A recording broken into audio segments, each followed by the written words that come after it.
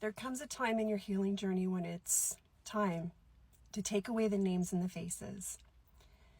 Absolutely part of your own revelation to yourself and your journey back to wholeness. There is a phase where you have to identify, the wound that the inner child is carrying and the person that did it, the victim and the victimizer. You have to become acutely aware of both sides of that consciousness that are being carried. But what I'm noticing in my clients' sessions is that this is also the place where a lot of people get stuck.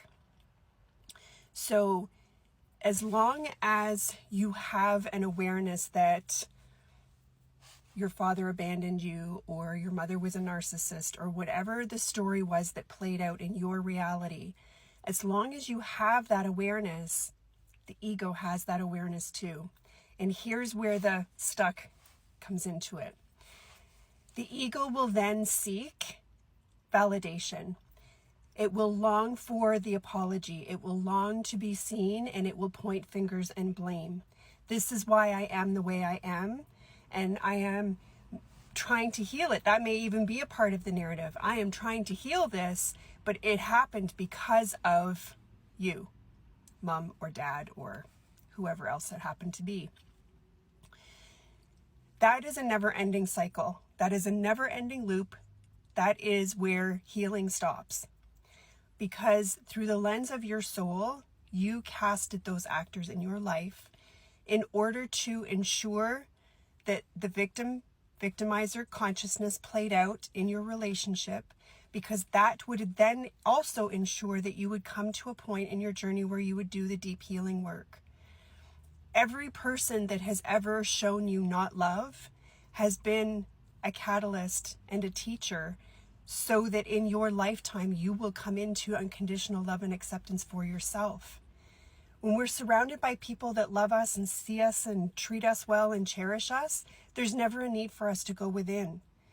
But as soon as you identify a name and a person and a story to why you are the way you are, why there is healing that is required in the first place, the ego latches on to that.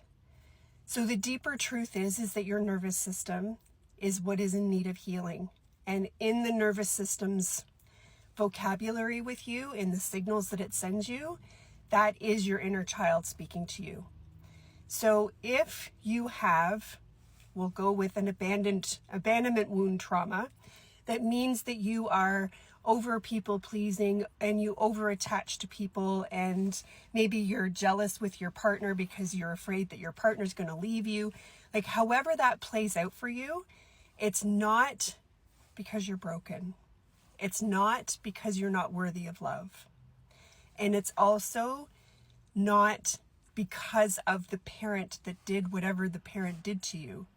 It's because your nervous system only has a certain bandwidth of tolerance because of the trauma that's embedded in the nervous system. So change your language.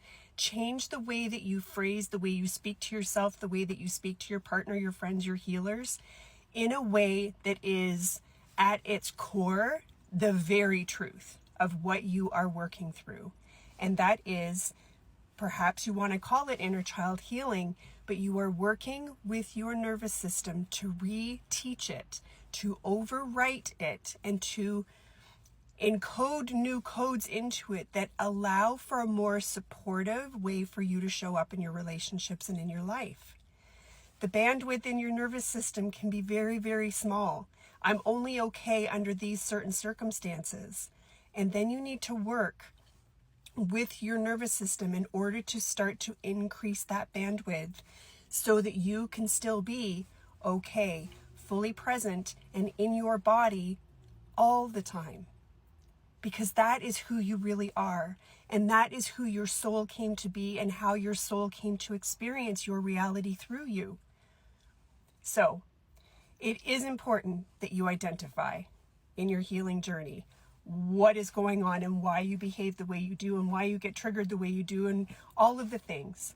And in that is a part of being aware of the victim-victimizer consciousness. And typically that comes down to which parent did the thing.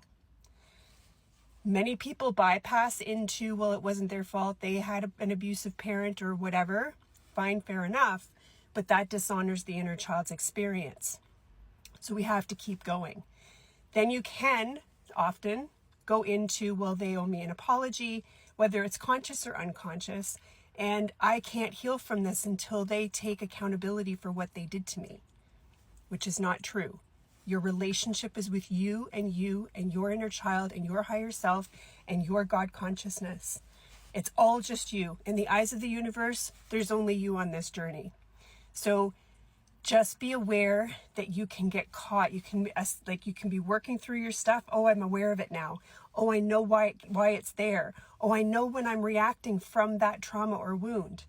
But then you can kind of hit a ceiling if your ego has decided that that person owes you accountability and apology, to be seen, whatever. The relationship is with you, and it's actually at its core the bandwidth of which your nervous system has tolerance for your reality. I hope that this helps.